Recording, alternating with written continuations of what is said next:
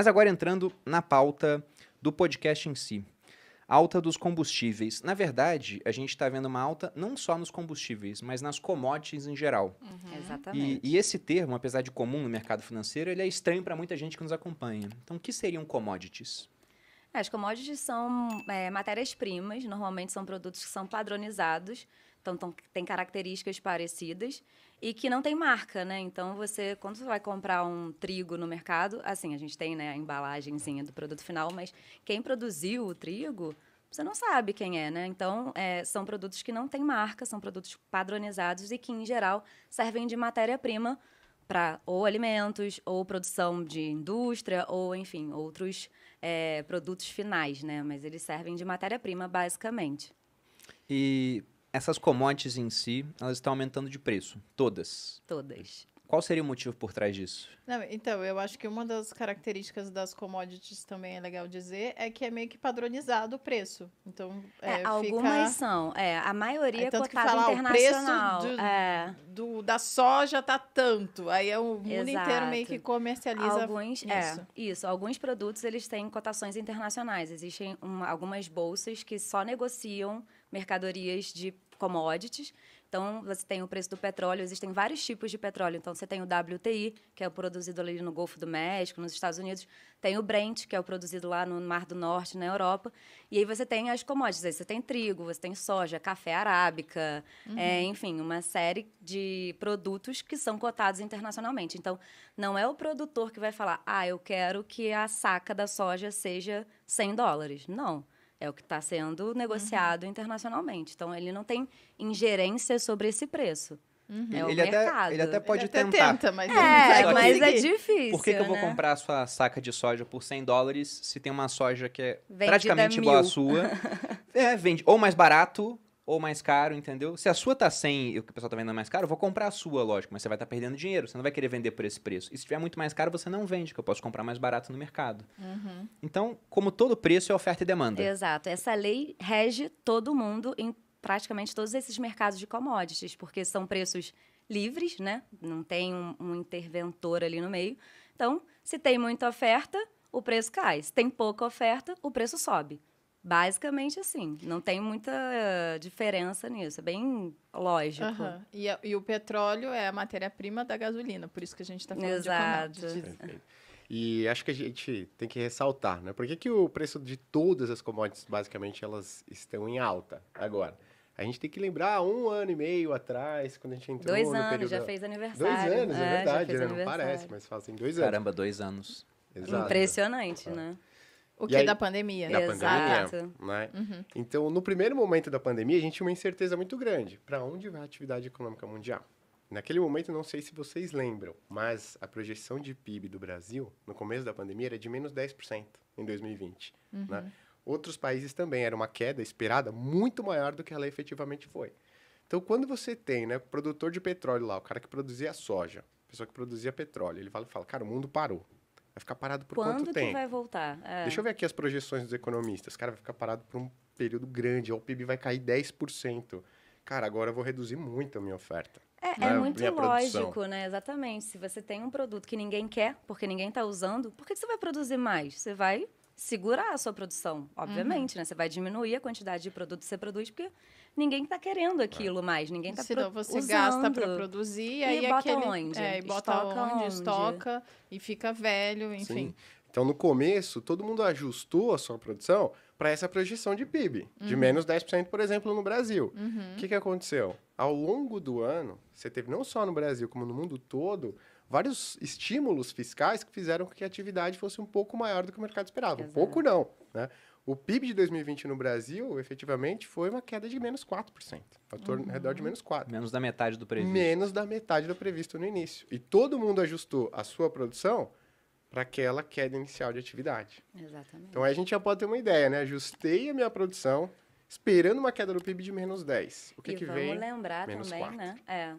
Porque produção, quando a gente fala de produção, não é abrir e fechar a torneirinha, né? Não interruptor. Exato. Você tem todo um custo de emprego de tecnologia, de pessoas, de gasto, né? Então, aumentar e diminuir a produção não é tão simples como a gente imagina, né? Abre e fecha, desliga e liga a torneira. É pouco mais complexo e tem um custo muito grande para isso. Sim, e aí, então, no final das contas, esperava-se que fosse consumir muito menos. E aí acabou que não diminuiu tanto, e aí teve menos oferta e a demanda Perfeito. meio E aí que o preço permaneceu. Aí o preço sobe. Não, tem uns pontos interessantes sobre isso, por exemplo. A primeira coisa é que, lembrando da pandemia, também teve um episódio bem interessante que era do petróleo negativo. Isso é maravilhoso, Exato. uma distorção impressionante do É. mercado. Eu tô investindo desde 2017. Tudo bem que eu não lido com contratos futuros, não é a minha praia, mas eu nem sabia que dava pra ficar negativo. Não, e várias não- pessoas que não trabalham dá. com isso também não sabiam. E não dava mesmo. E o que significa o petróleo negativo? Não era o petróleo em si negativo, mas eram contratos futuros de petróleo. Mas isso significa o seguinte, que eles não tinham de guardar petróleo e estavam praticamente falando, eu te pago para que Por você favor. tire o estoque daqui. É, Era Fica com isso. isso aí. funciona era? Não tem basicamente onde assim, colocar. né? Pô, Perini, você tem vaga sobrando lá na sua casa? Agora tem, porque eu tava Tem. sozinho. Agora não, ela voltou. Agora não tem mais vaga. Não Tem tem? espaço, mas tem espaço Mas sobrando. tudo bem, tem espaço. Pô, guarda meu carro lá. Um carro. Você fala, pô, beleza, vou guardar um carro aqui, tem espaço. Guarda dois. Então eu tenho o meu carro e o da minha esposa. Tem 3, do meu pai também. Tal. Tem 4, tem 5. Você vai falar, cara, não tenho mais onde colocar. É, não tem estacionamento né? aqui, Se você né? aceitar guardar o meu carro, você vai ter que fazer o quê? Vai cobrar, Pegar um né? estacionamento para colocar os meus carros, né? E aí chegou um momento que todo mundo falou, cara, eu já tenho aqui meu estoque cheio de petróleo, né? Não tenho mais onde colocar. Agora eu vou ter que pagar para ter um lugar onde colocar. Então é melhor eu pagar para alguém receber esse petróleo e ficar com ele, do que eu precisar ir atrás, mandar esse petróleo lá, pagar para guardar, né? Então por isso que o futuro ele chegou a trabalhar em patamar negativo, Menos porque 37 as dólares. pessoas estavam preocupadas o que fazer com esse petróleo, né? Então tem um custo de você ter um lugar para guardar. E nesse interim, o mundo todo fechado, o Todo home mundo em office casa, comendo solto, aham. e muita gente falando que esse é o novo normal, que não vai voltar. Só que agora o pessoal tá voltando a se deslocar, normalmente. E com o petróleo tem uma dinâmica diferente, porque a gente está passando uma transformação, tem essa tendência ESG no mercado. Exato. ESG é uma sigla que significa Environment, Social and Governance, ou seja, preocupação ambiental, social e de governança. E o petróleo, ele polui, né? É um combustível fóssil, então ele traz impactos ambientais. Tudo bem que se a gente for pensar no petróleo hoje, a gente esquece de que antes era ainda pior, porque antes do petróleo a gente carvão, usava carvão e óleo de gordura de baleia. A gente Sim, nunca vai ver o ainda tem Greenpeace isso. erguendo lá um monumento ao Rockefeller, falando que ele salvou as baleias, mas era o que acontecia. Até aquele filme No Coração do Mar, com um ator que faz o Thor, Chris Hemsworth, né? Ah, não sei o Enfim, nome dele. o Thor. O filme é bem complica. bacana e mostra que tinham que matar uma baleia cachalote macho para ter uns 40 a 60 barris de óleo de gordura de baleia para usar em iluminação pública. Então era muito caro você ter esse combustível. Né? E também tinha o carvão para a Revolução Industrial, o petróleo veio e ficou melhor do que essas duas. Ele resolveu um problema, só que ele criou outros. E o mundo está Exato. migrando a sua matriz energética hoje. E com petróleo eu até entendo, porque o pessoal viu essa dinâmica, todo mundo trancado em casa, petróleo demais, não vou investir na prospecção de novos Exato. poços, porque afinal de contas a Não vale demanda vai pena. diminuir. Exato. Mas por que com outras commodities o preço está subindo também? Porque, por exemplo, o trigo, o pessoal está comendo igual, né? Exato. A pandemia acho que comeram até exato. mais. E a gente está vendo trigo subindo, o açúcar subindo, com açúcar subindo, o álcool está subindo também, porque é um movimento geral e não só no petróleo. Tá. Você falou do estímulo fiscal, né? Falei do estímulo Exato. fiscal, né? Então você tem, por exemplo, aqui no Brasil a gente lembra dos R$600 mensais, né? Que se transformaram basicamente em consumo. Não só no Brasil, como no mundo todo. Nos Estados Unidos você teve $1.000, independente de quem, para qualquer pessoa, também estimulando o consumo. Né? Então você já tem um aumento da demanda por conta disso. Impacta normalmente, o aumento da demanda agregada traz um aumento no preço das commodities em geral. Né? Porque você traz um aumento, mesmo que marginal, no consumo desses produtos. E quando a gente fala do trigo, que principalmente o movimento está concentrado aí nas últimas semanas e meses, aí a gente já tem a preocupação do conflito entre Rússia e Ucrânia. Né? E a Rússia é o maior exportador, se não me engano, É o né? maior, primeiro maior do mundo. exportador de trigo do mundo. Né? Então, pãozinho que a gente come no dia a dia. Não sei se você come, não. Acho que Malu e Bruno não comem pãozinho. Então, Eu gostaria, mas não. então não está afetando a inflação de vocês, Não, né? a gente não. Então, está subindo por conta desse conflito. Né? Então, a gente tem vários fatores acontecendo ao mesmo tempo que fica difícil você separar o impacto de um e de outro. E mas eles ainda acontecem tem todos outro ao mesmo problema, né? Em 2021, a gente teve o efeito do Laninha, Então, por exemplo, aqui no Brasil, a gente teve um excesso de chuvas na região norte e seca, a pior seca dos últimos 91 anos do Brasil, na região sul e sudeste. Isso, obviamente, impacta safra, lavoura. Sim. A gente está falando de plantação. Então, teve várias quebras de safra. Nos Estados Unidos, a gente também teve quebra de safra de milho e de outras culturas também, em função da questão climática, que Sim. a gente não controla, né? Ok. Então, além desse problema do estímulo fiscal que você teve lá atrás, da pandemia, você ainda teve uma seca no meio do caminho. Ou seja, todos os astros estão alinhados, que tudo que poderia A gente acontecer gastar mais. Perfeito. era para ter inflação, entendeu? Não tem jeito. Então, assim, infelizmente, ainda teve agora a questão da Rússia e da Ucrânia, que aí piora mais ainda o cenário de preços, né, internacionais. Então, você tem mais um agravante. Então, você tem uma série de fatores em cadeia acontecendo, seguidos, né? Sim. Pandemia, seca, guerra, estímulo fiscal no meio do caminho, enfim. A vida não é fácil, gente. Não é essa maravilha que a gente pensa. E é sempre importante lembrar, né? Pô, mas teve uma quebra de safra do milho lá nos Estados Unidos. Por que tá aumentando o preço aqui? Exatamente o que você falou no começo, né? Pô, o produtor de milho aqui no Brasil, ele fala, cara, aqui estão vendendo a $100. Poxa, mas olha lá nos Estados Unidos, o preço internacional. Tem gente pagando 110, 115, 120. O que ele vai fazer?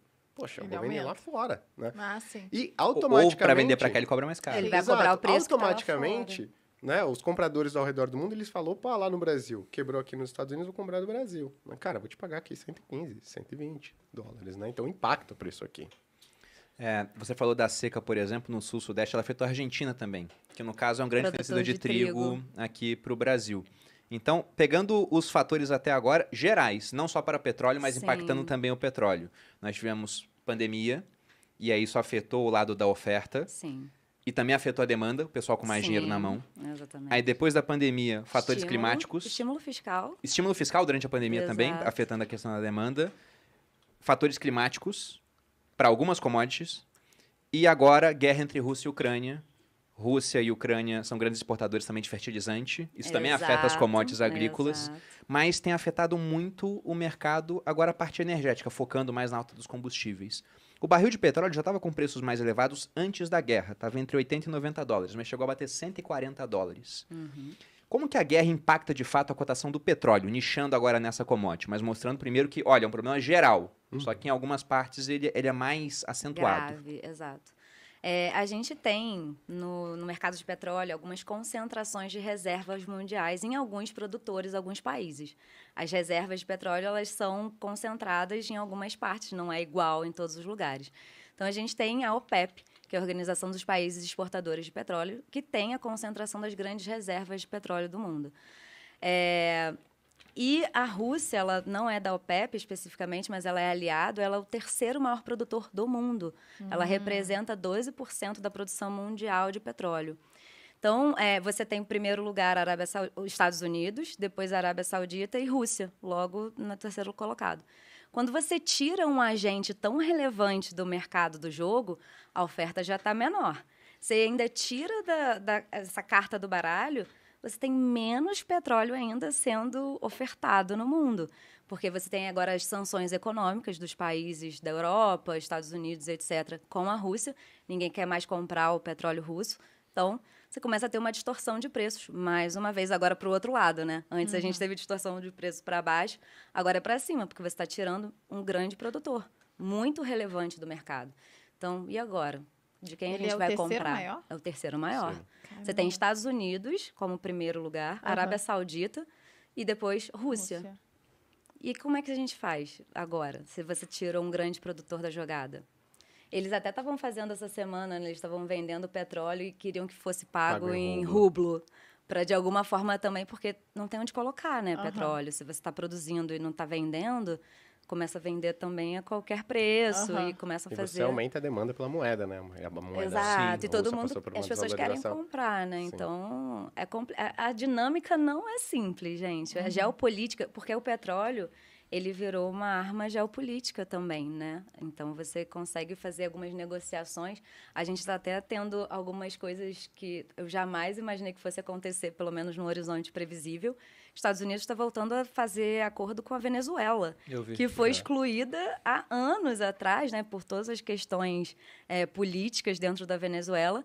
A Venezuela também é a maior reserva provada de petróleo do mundo é da Venezuela, não é da Arábia Saudita. Eu descobri isso há pouco Nossa. tempo. Também não A sabia. Venezuela boia em petróleo. Boia em petróleo. Mas Mas- não é organizada e tem dinheiro Tá suficiente para sucateado, fazer. Aham. exato. É que não é que... Não é organizado, né? O governo tentou botar a mão e deu errado. Deu errado. Mas o ponto é, durante aquele boom... A gente teve um boom do petróleo muito anterior à época atual, lá em 2008. A cotação do barril subindo muito. Nesse período, a Venezuela ganhou muito dinheiro, aumentou pra caramba o gasto público. Depois, o petróleo começou a cair demais. E o gasto público não caiu. Então, aquilo quebrou o país. E naquele momento, onde estavam ganhando muito dinheiro com petróleo, eles não diversificaram a matriz produtiva. Não. Ficaram muito dependentes daquilo. Quando o preço caiu, aquilo arruinou a economia. Então foi uma tragédia por conta disso, né? Mas devido à ingerência política. Porque o normal de um país é diversificar sua matriz produtiva. Agora, se o governo fala, vamos investir só em petróleo, petróleo, petróleo, foi isso que aconteceu.